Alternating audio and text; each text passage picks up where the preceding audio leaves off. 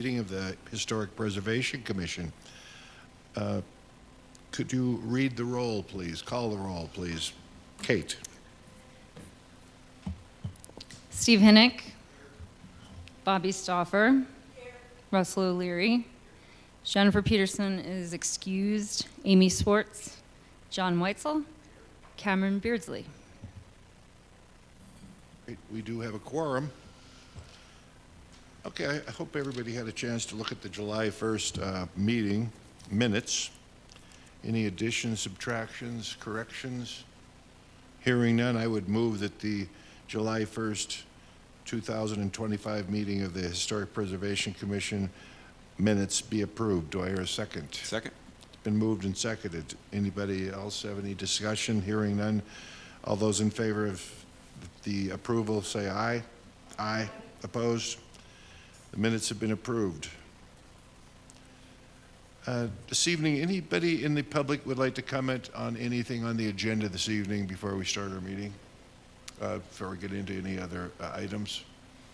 Hearing none, we'll move on to our staff and member report. How do I do that? Is there an input button? Oh.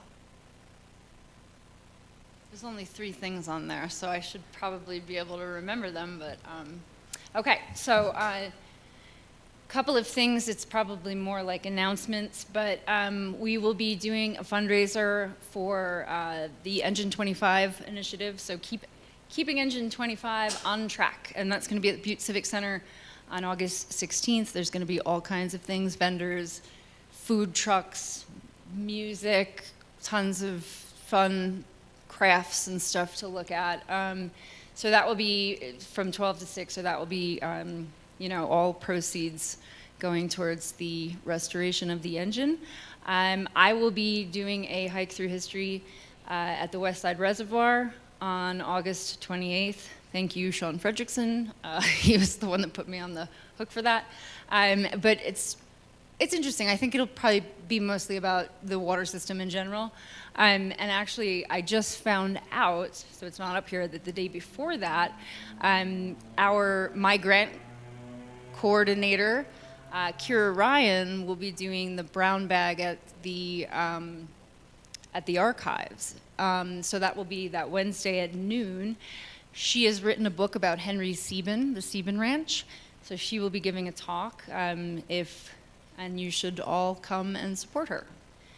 I just wanted to put out there for all of you, my folks are coming into town, actually, at the end of the month, and I was hoping that I could possibly move the meeting in September back to the 9th instead of the first Tuesday. So if that works for everyone, that would be great. And that's it for that report. Any questions for Kate on this report? The brown bag lunch, that is on, what is the date on that one? So, what did I say? You said it's a Wednesday. The 28th? It's the 27th. 27th. Yes, at noon. That's the talk that they do every other Wednesday or whatever. Okay. And she'll be talking about the book that she just wrote. So. Okay. And then my hike through history is the following morning at 9 o'clock. Still haven't figured out what we're going to do with the traffic. Does anyone on the commission feel that the 9th would be pejorative to them to meet on the 9th versus the 1st of August? I think we could make that so. Awesome. Anybody else? Thank you. Great, let's do that. All right. Would you like to make a motion? Sure. I'll make a motion that we move our September 2025 meeting to the 9th of September. I'll second that. It's been moved and seconded to move our meeting a week later in August to the 9th of August. September. That's right, September. We are in August. Boy, it's fun. Okay, all those in favor say aye. Aye. Opposed? The motion carries. Thank you. You're welcome. All the way out from Hudson Valley. Yeah. All right. Yeah, we'll have to bring them around. We'll have Bring to 'em introduce all of you to them. Anything new on the Basin Creek Caretaker's house? Nope, not Nope. a thing. So Okay. we'll skip over that one. So we have the Butte Historic Revitalization Subgrant Program. Yeah. What's happening with that? Oh my goodness, so much. So I've been very busy with this for the last month, and so what we did was we put out the call for the letters of intent, as I told you, and I was expecting to get like maybe 20 at the most. And we wound up getting 34. All buildings that I'm sure you're aware of, Uptown Butte buildings. Most all of them are within the district, within the landmark district. Most as well are in the URA, but we do have 4 or 5 that are outside of the URA. So that's going to be really good if they produced good letters of intent. So so this has been kind of nuts. So we did 2 Q&A sessions, and we just have spent a lot of time basically talking to people, answering questions, and just fielding, trying to get as many news. I was on the news. I never want to see my face on the news again. It was a lot. So now they were due on Friday. We've got them all tallied up. We've got everything in order to move forward with, so our committee can read through them and help us out with choosing who moves on to part 2. So I think it's going really well, and we can breathe now for a couple of weeks till we're back at it. Did you say that the pool of money is about $750,000? Yeah, it was $749,862.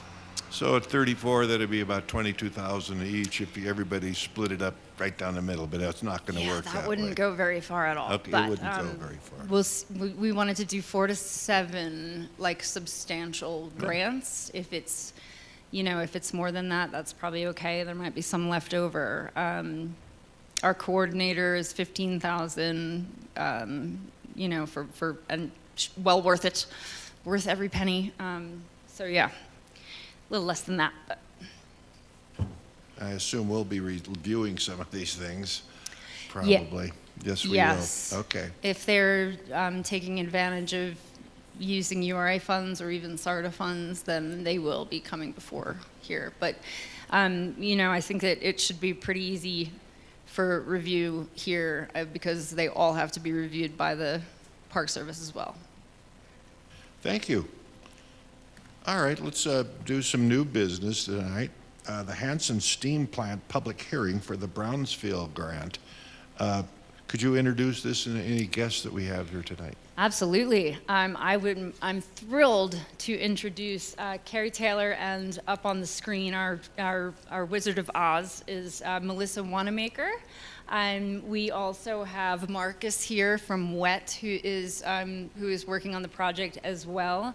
And I just thought that this would be a good, I thought that since the Hanson Steam Plant is clearly an eligible building for the National Register independently, we might be having dealings with it in the future.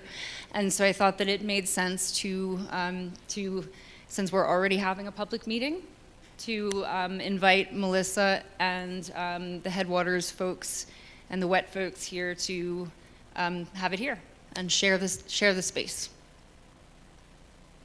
Very well. Proceed. Yeah. All right. Do you want me to take it, Kate, from here? Yes, please do. This is your meeting. All right. Well, thanks everybody for being here. I also wanted to introduce our clients, Jason and Lita Christensen, who this is their passion project that they have been working on for years and patiently waiting as the wheels of the DEQ and the EPA slowly turn. They have been through a phase 2 ESA and a supplemental phase 2 ESA. They have been through the Brownfields Committee. They have been through the Headwaters Loan Committee and are pre-approved for financing from an EPA Headwaters grant at 1% interest to to complete the work. We are in the community feedback period, and we're soliciting community impact or community input on the project.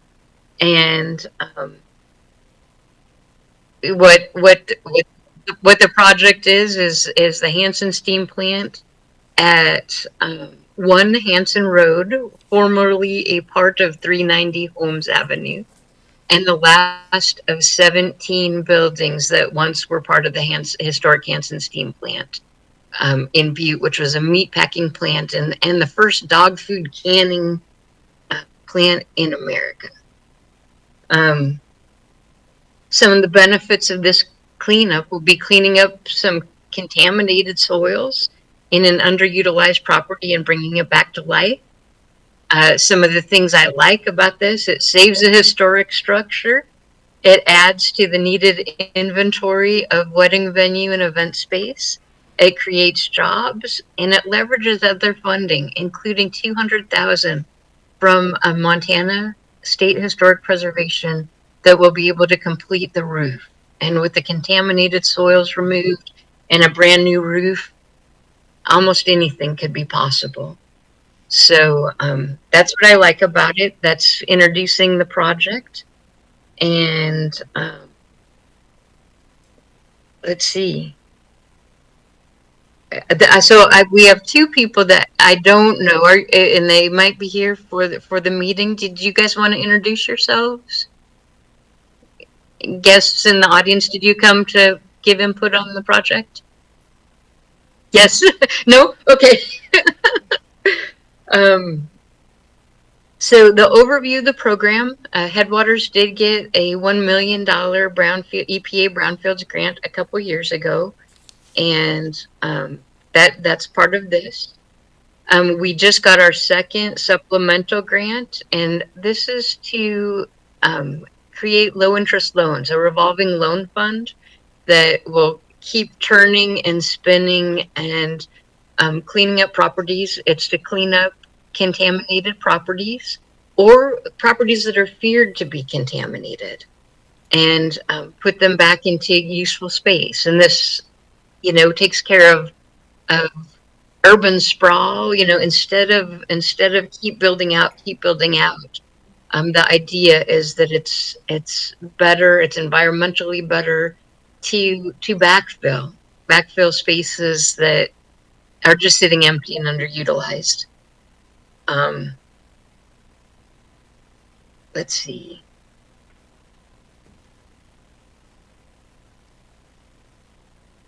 Yeah, the project scope. I kind of talked about what,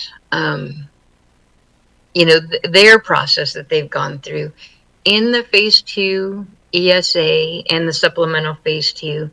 Contaminants were found in the soils, including arsenic, lead, barium, and petroleum. In addition, in the building, there's some non-friable asbestos and lead-based paint, and those are beyond the scope of what we're going to do. But DEQ Brownfields is working in coordination with the Christiansens, and they do have permission to take care of those two things on their own, following the rules of appropriate disposal. And I was part of that phone conversation. The next step in the process was to create an ABCA. And ABCA is Analysis of Brownfields Cleanup Alternatives. And Marcus from What is going to talk about what some of the things that we considered and where we landed as the best, the best cleanup, the best use that we have. And Marcus, and he's intimately familiar. He did the phase 2 and the phase 2 supplemental. So I'm going to hand it over to the technical expert for a minute.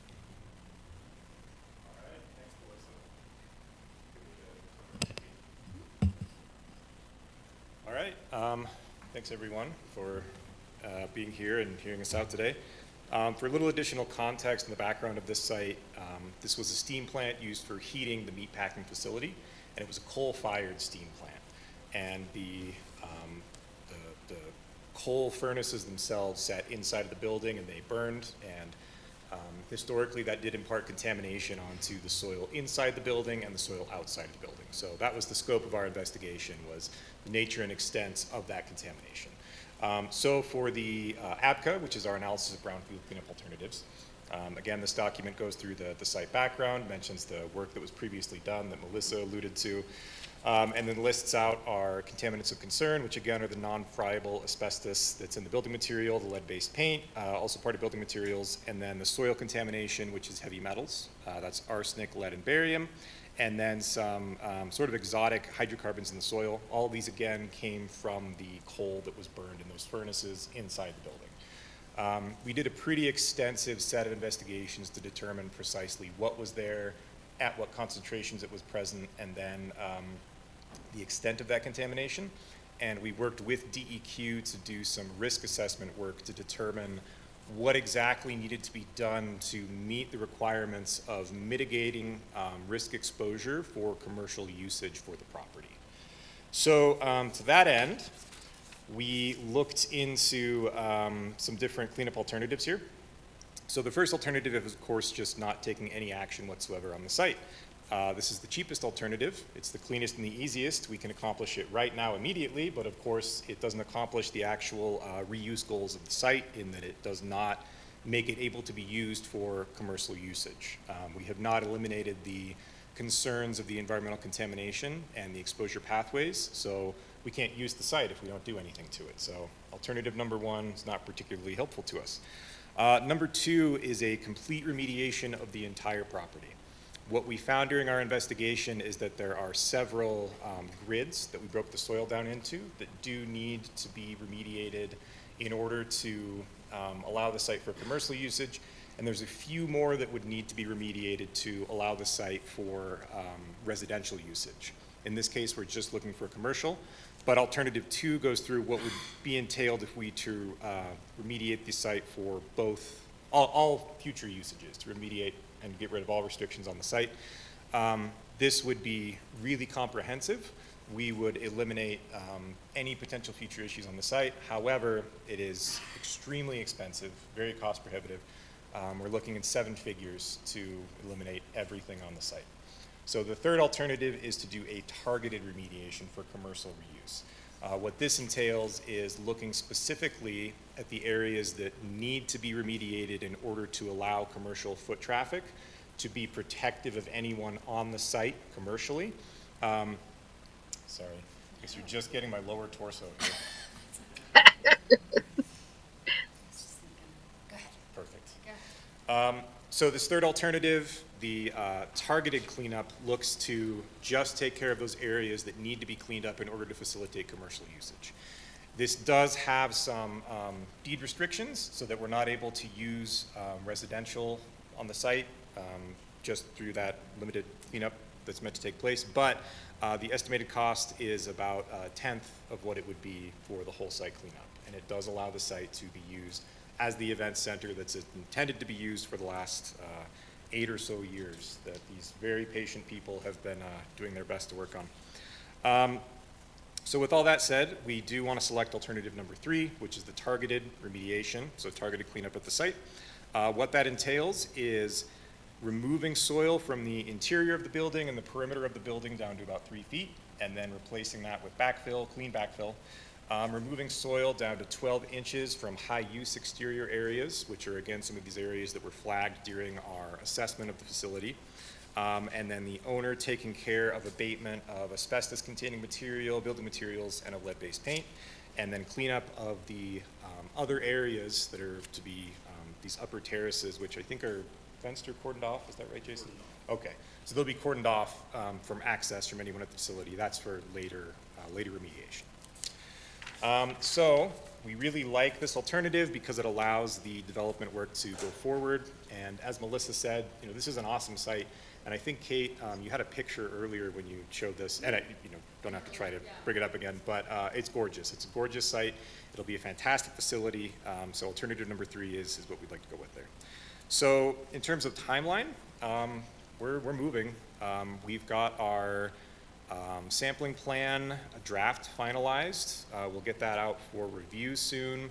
We're going to be putting together a bid package to send out to contractors to get bids for the excavation work over the next month and a half. And then we would like cleanup activities, actual excavation work, to start ideally in October. And, you know, assuming that all goes well, as it should, presumably by the end of the month, we could start seeing actual progress taking place in vertical construction of the building itself. So that is the gist of the ABCA here. And then quickly to touch on what our work plan for the site looks like. It's pretty simple, since this is just an excavation down to specific depths to prevent that direct contact risk from soil exposure for anyone commercially on the property.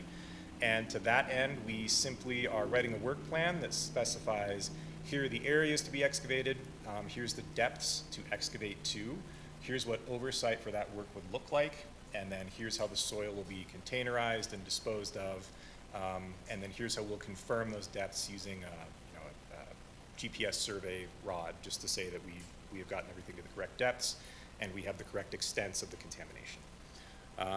Yeah, so that's kind of the quick and dirty overview. Melissa, did I miss anything that you wanted to throw in there? I think that's perfect. Just ask if anyone has any questions on the cleanup. Right. Okay. Yeah. And I can't see everybody, so you'll have to be my eyes. Any I just have questions? one question. Where is the repository for the cleanup going to be located? So the soil actually will be able to go to the Butte landfill. It's not at levels that we see like in mine tailings. This is able to be disposed of out there. Yeah. My question would be, after you've excavated the dirty soil, if you will, and then you're going to reestablish new grades with a topping soil, is that what you're going to do? Yeah, we'll replace anything that's excavated with a clean fill. Yeah, exactly, yeah. But if they wanted to plant grass or anything like that, they would add their own topsoil to that? Yeah, and that's part Okay. of your kind of landscaping game plan, right, Jason? Yeah. Thank you. Oh, there it is. In your opinion, was the floor, and this might be for the owner, but was the floor made of brick in there? We were wondering when we were there with John, Amy, and no, there's just a bunch of brick. The fire brick that you saw internally were underneath the giant boilers, which were as wide as this room and almost as deep as the council chamber up above. That's So there were 4 of those giants in there, and so they were wrapped with fire brick and asbestos. asbestos, yeah. That's the way it is in the Anselmo and the mine yards, isn't it? Yeah, so, okay, that makes sense. So it was just, the brick was just concentrated to those areas. And then are you removing the concrete that is around the interior, or just leaving it be? Concrete, I believe, is to be left as is. Okay. That's not part of the removal scope currently, no. Okay. All right. Any other comments from our commission? Anyone in the audience would like to chime in at this time? Well, hearing none, I would throw it back to our presenters. I guess we could. All right, if I can do a quick overview of the community outreach. We're in the 30-day community comment period.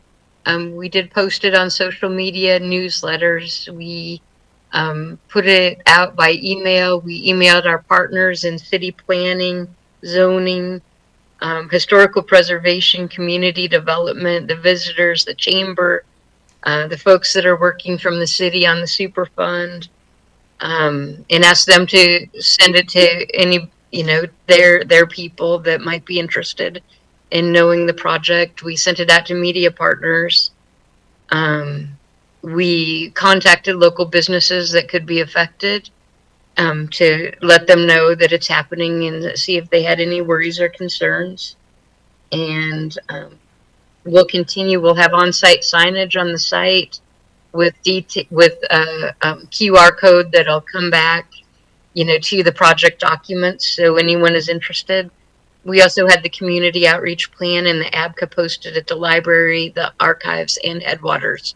And I will keep a record, a community record of everything at the Headwaters office. So if anybody would like to read the 400 and some page phase two, that's all available, or the supplemental phase two. The 30 days will end on the 13th of August, and I will answer any questions that weren't answered by the 18th. I'll publish a community outreach report to end the 30 days, and Marcus will help me answer any of the questions that need technical assistance, and we'll also take that under advisement in the bid documents so that the community concerns can help shape the end project. And thank you so much for letting us hijack your meeting for a few minutes. Well, thank you for your presentation. Any further comments from our commission on this presentation? I don't know if we need to do any kind of motion or whatever, but speaking as the chairman, I think it's a great step forward in the realization of the Christensens to do this project. I know they've been here before when you tore down an old causeway or something, a wooden structure along the side, and I think that turned out quite well. And I think it's a key piece of our history because of the Hanson Packing, the largest of this operation that was there over the time. And I think it's a great step forward, and we applaud you. Thank you for the presentation. Oh, you're welcome. And I can answer the question on Basin Creek, and my deep apologies for the delays on that. Kate and I will be starting the community part of that project in the month of August, and All right. we'll get that going. There you go. We will have something on Basin Creek next month. That's The right, and 9th. they're brownfields too. Yes. Okay. Well, great. I guess we can move to another item. We have the Wilhelm's Flower Shoppe, design review COA at 135 West Broadway Street. Kate, could you give us a brief overview? I know we've seen it online. Absolutely. I just want to make sure really quick first that I chat with Jason about how to turn off the YouTube, because we are on that right now. Well, let's have a 5-minute recess.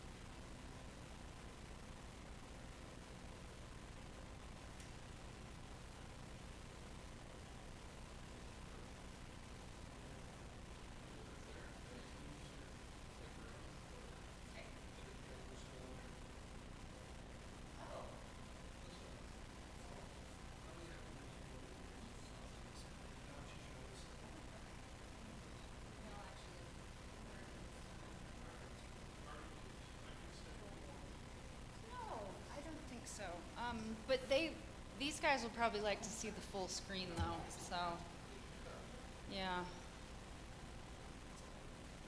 Okay, and then, okay. All right, Okay, We'll our figure it meeting- out. Okay. All right, let's reconvene the meeting to discuss our design review COA for 135 West Broadway Street. Kate. okay, thank you, Mr. Chair. This is Wilhelm's Flower Shop. This is obviously it's a cornerstone of our uptown. I think it's an important building. It's a beautiful building.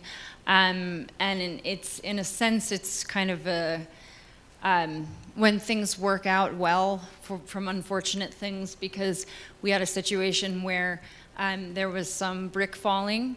This is just the outline of the building here. Didn't realize it was L-shaped like that. We had some brick falling on the sidewalk right on, Montana Street, and our code enforcer took notice of it, and he tagged it or whatever to say we need to address this. And as a result, we've had a really good project coming out, and Diane, Ms. Hall, is here.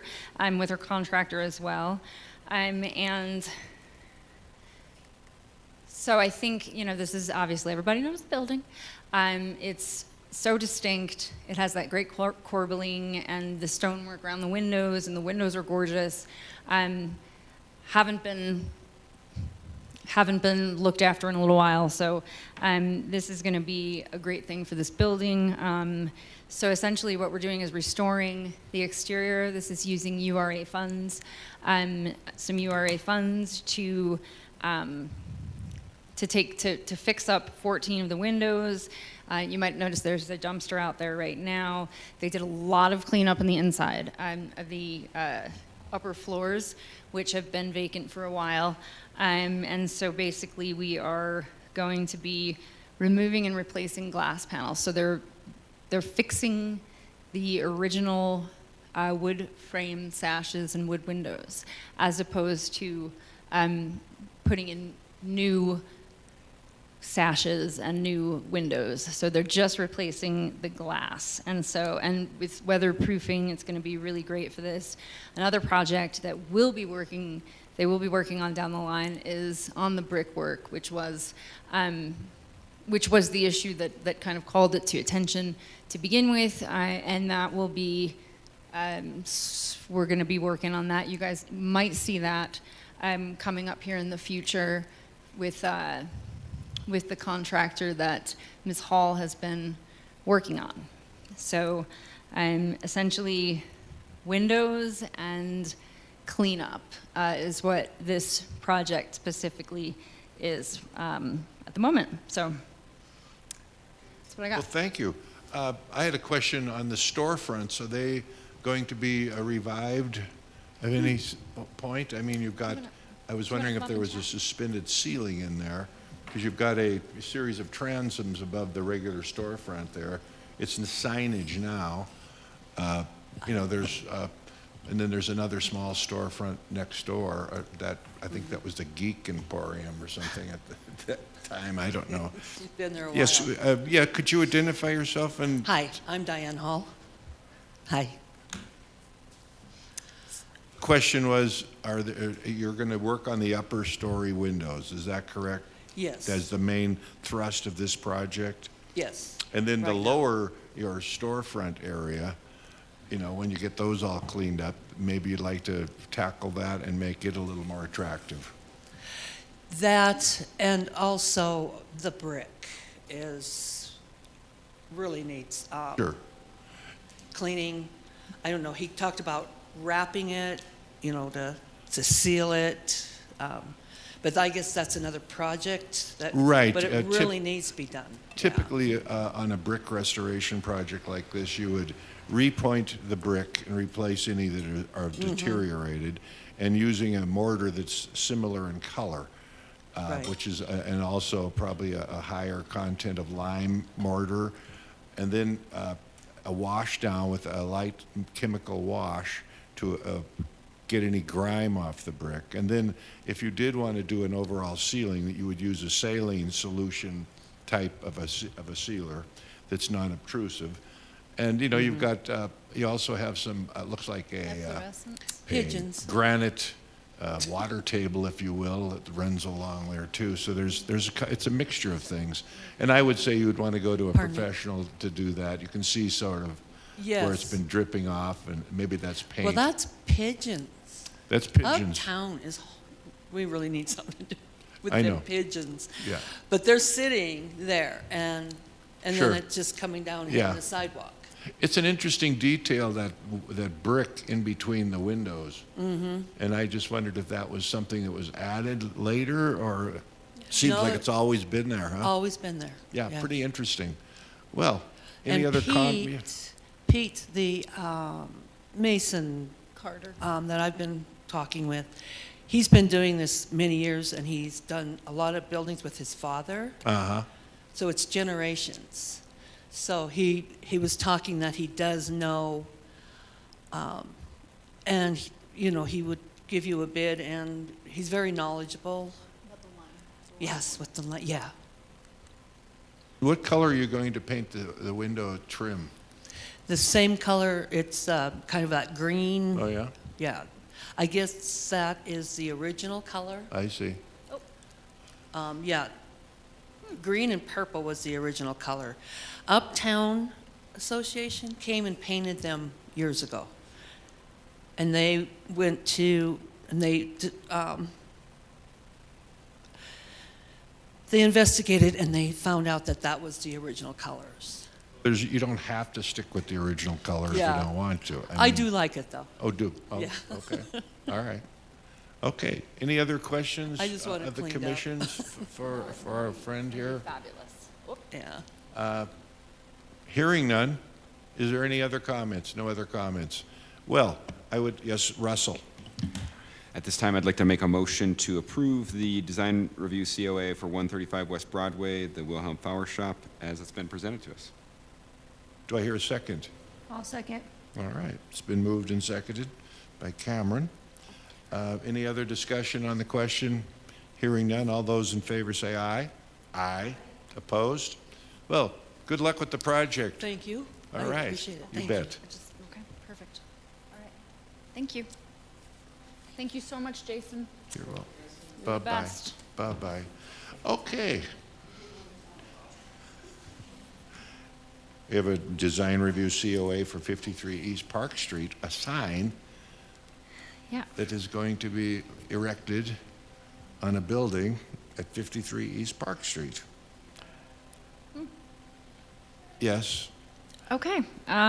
Well, as per usual, we've got the man himself here, so I don't think I could do it nearly as much justice as Mr. Weitzel can. So this is a building, we all know where La Toscana is, and I guess I never noticed that there was the other side was vacant, but I guess it's going to be a tattoo shop. So, yeah, so John can take it away from there. Okay. Okay, what we're proposing is, this sign is gonna be like about, 5, you got it? Yeah, we need you in there because it's harder to... Okay, there we go. There we go.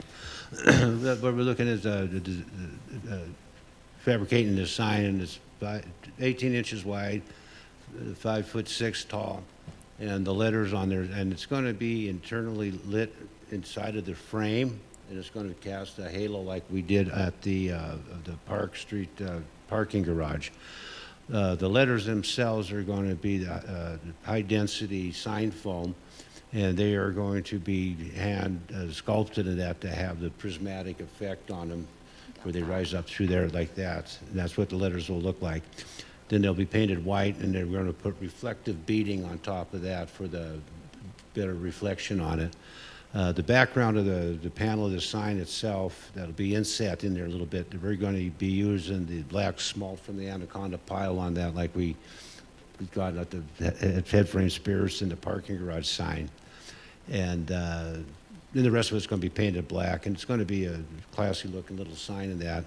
As far as the installation goes on it, it was kind of a bugger because have no idea what's behind the sheeting there on there. So I went and investigated, looked at some other pictures, and pretty much the other signs that had been there have to do the same thing like I'm going to be doing here with the angle iron braces on the top and the bottom there. And then it'll be suspended from the top of the sign from the balcony just to take the weight of the sign. And then like it says, and it's going to use LED lighting inside of the frame like there, and then it'll cast a hue across the top of the letters. Yeah, and I think I have it spelt right. Tattoo.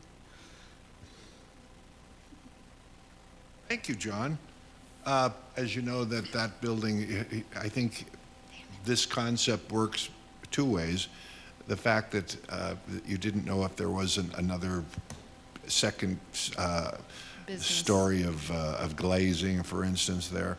So that doesn't preclude the idea that if she ever decided to restore that, it Right. still could be. You bet. You're going to go to the header and to the top and Right, bottom. yeah, and it's just going to be screws Sure. down, like it says in Right. the rod from the top, from the balcony down, will take Yeah. all the way to the sign.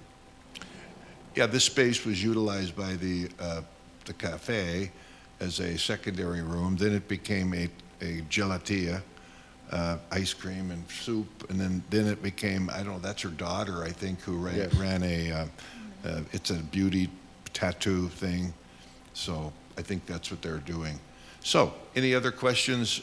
Just an interesting note on that, when I was doing the investigation, right where her office is, that used to be a driveway going down into it. The pictures I was looking at was the late 40s, early 50s. And so they must have had underground parking there on that building there, yeah, because you could see it once you started looking at it. Oh, that is weird. So I thought that was pretty interesting. Sanborns. I wonder what the Sanborns would say about that. My biggest a bit of pain was they redid the sidewalk and they didn't warp up to the door, so you still trip. You know, they could have easily warped up and made it more accessible, but I don't know, they must have been using some engineer to do it instead of an architect. Okay, I would move that the tattoo sign for 53 East Park be approved. Do I hear a second? Second. It's been moved and seconded. Any further discussion? All those in favor say aye. Aye.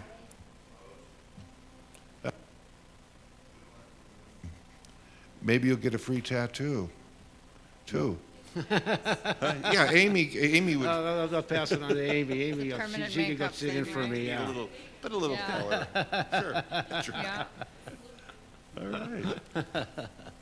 Okay, so we have a determination of eligibility for a place out on Wharton, 3110. I know that you went through and described it to us on our packet.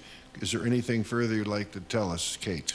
You know, just that I figured I would do a determination of eligibility because it's a, you know, I mean, it is a single-family home out there, obviously outside of the district. It is, what I learned about this house, we would always talk about it in our dangerous buildings meetings, and it had a nickname. It was called the Odiferous House because apparently there were a lot of cats that were living in the basement and got into the house. So when I went to see the house, I was like, oh, this is all right. This house is okay. We can fix this. You know, it was one of those things where I just said, I don't understand why the whole thing, you know, why that's even an issue of the possibility of taking the house down.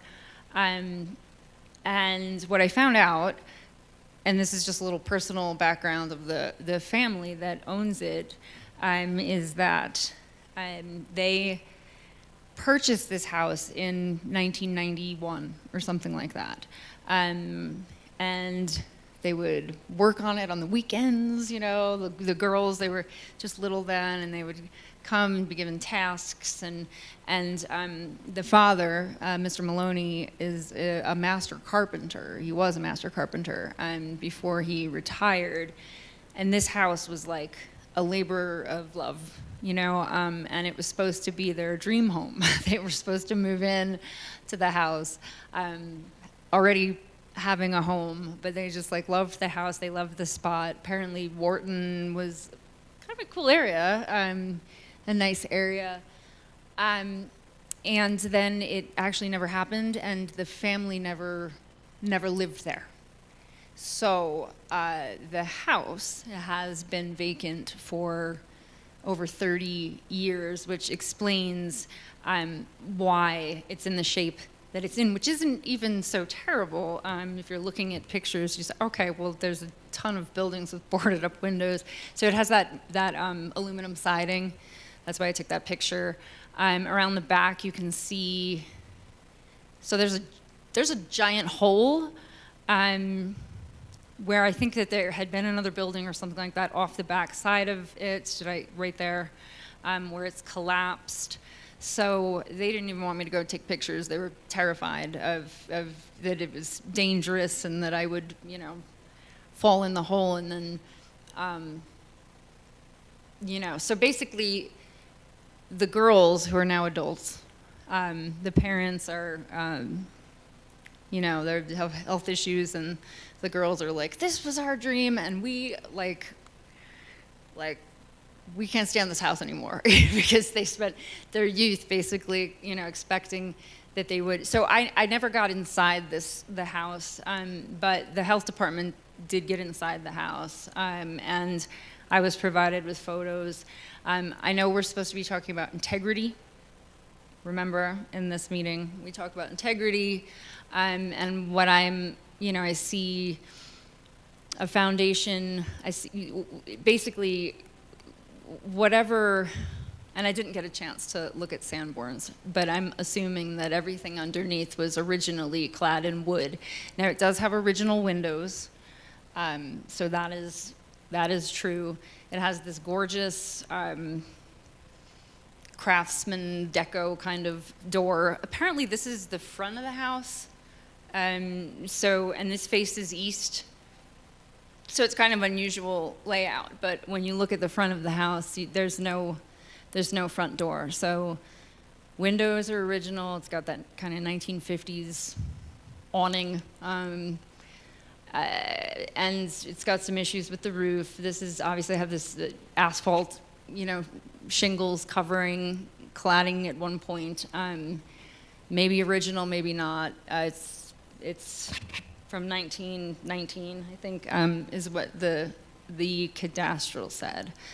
So it's got that sort of Anaconda Company green trim that you see in all the mine yards too. The most interesting thing I could find about it, it seemed like it went through a lot of like renters, and so there were tons of like furnished house, you know, like 3-bedroom, like in the papers. And the most interesting thing that I'd found out was the Boston family that had lived there throughout the 40s, maybe late 30s into early 50s. And their son, Gordon, it was interesting. There was Silas, the daughter was Blanche, the mother was Opal, and then the son was Gordon. Just a bunch of really fabulous names. And Gordon decided that he wanted to join the Navy during the war effort and was sent out to, and like, of course, as the papers did back then, they followed him through all of his basic training, and just like everywhere he went, like, oh, you know, Gordon Boston is in Portland now, receiving this training, and he was sent over to the Pacific Theater as a radio man, and apparently, you know, he was perceived dead because his plane went down. They knew that his plane went down. They figured out. So he went missing in action. And then the papers, you know, wrote all about that subsequently for the loss of this guy who lived at 3110 Wharton. And so that was really, you know, that was touching. But aside from that, I didn't find anything in the sort of strange shape and roof line of the house and its orientation. It might have been the first house that was even built in that neighborhood. I'm not sure of that. But at the same time, I think at this point, it is not eligible. I would say, I will go out on a limb there and say it is not eligible for the National Register as an independent structure. Thank you, Kate. How does the commission feel about this? Any questions, comments? I agree with you that the fact that the radio man died in the service of his country is sad, but it doesn't. He wasn't exactly someone who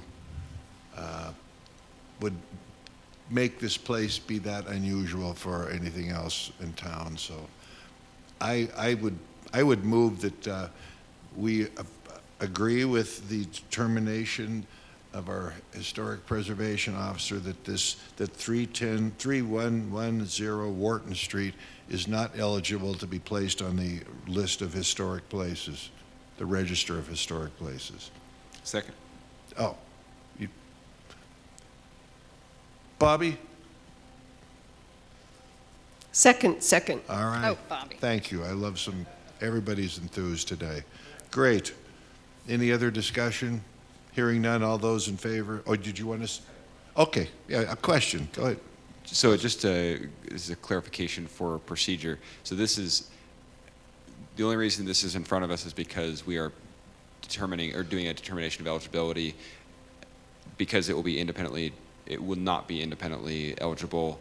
They will be able to go and get a demo permit. They have a demo application, and and because of the fact that I've put this in front of you now, so it's kind of like I've done my due diligence, because, I sign off on all of those demo applications, and so when you have a building that's not within the district, then if it were within the district, it would be a demolition COA, and since it's not, it becomes a determination of eligibility to say it's not eligible. Great. That was my clarification. Thank you. I have one Yes. additional question. Yes, Bobby? Do you believe there'd be any salvage to at least me show you the discuss door. with the people? I know we can't order that or anything. Well, I have already talked to them about the possibility of the windows. I want to show you the door. Did I show you the door? Oh, that's the little doorknob. It is cool. That's the door right there. That door should be definitely salvaged, and I think that they agree. I was like, I want the door, actually, or just give it to CPR. The windows are cool, and I would think that if they could, they would. I think aside from that, I have photos of the interior. I am not inclined to say that there would be much worth salvaging of that. But there are the door and the windows, I would say, would be salvageable if possible. And I have already talked to the girls about that. Yeah, that door looks narrow as well as tall. It is narrow. But it has that Maybe really- it's the photograph, but it looks like it's about a 2'6" by 8 foot. It's a small door, yeah. So it's an unusual height, but it is kind of neat. It's a cool door. We at this point, we could certainly recommend that any salvageable items would be very nicely appreciated by whoever would like to have that door. But anything else? All right, it's been moved and seconded. All those in favor say aye. Aye. Opposed? It is not eligible. Thank you. Thank you. You're welcome. So now we have this new zoning ordinance review, and there's a lot of lengthy questions that were asked of us on that. And I think we need a little more time to work our way through that. But one thing that I did notice is on these building types, they were going to have some archetypal images of buildings and things that were more adaptable to the various zones.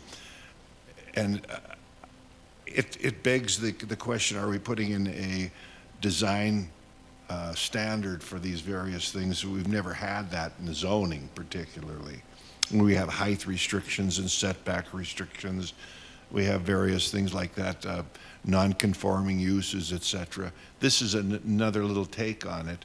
And so I would encourage anyone who wants to review that. I'm going to look at it, and I didn't go to the main site. It's a 300-page document or something. I know. It's fairly extensive, you know. Yeah. No sense making it simpler.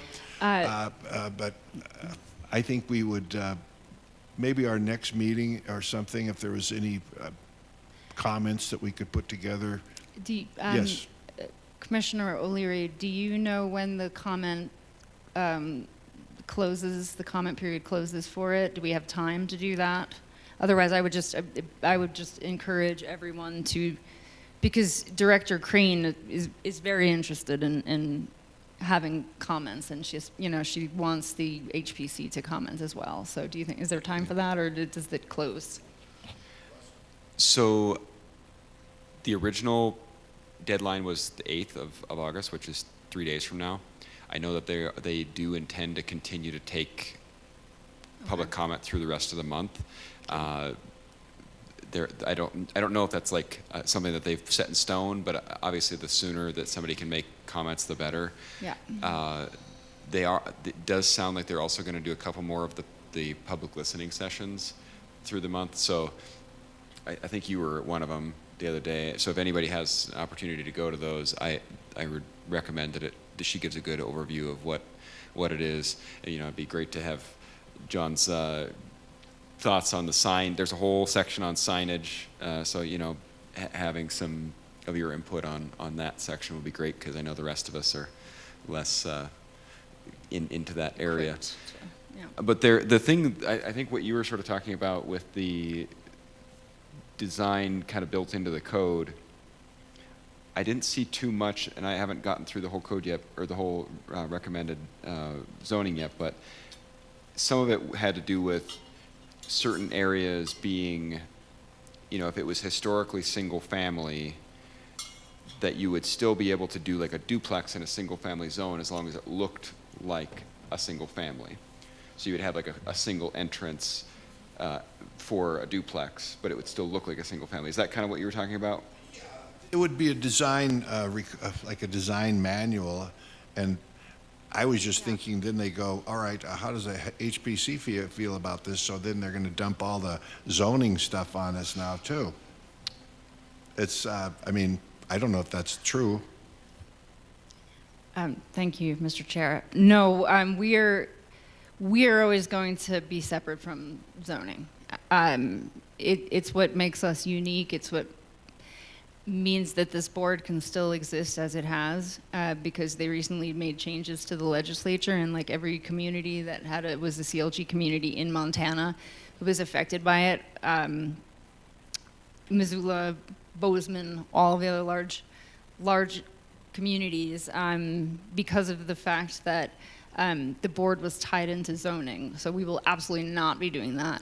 But I do think that, I mean, I sat in on, you know, when the contractors were here originally that were hired to put it together, it was, you know, I was at that round table meeting with them because we were talking about having design guidelines which have never existed. So that's why I would definitely encourage you, is about like putting more, you know, making brick being the predominant, depending on where you are in the community, like the material, just so that it fits in, things like that. So they are talking about doing, but they wouldn't do it without our input.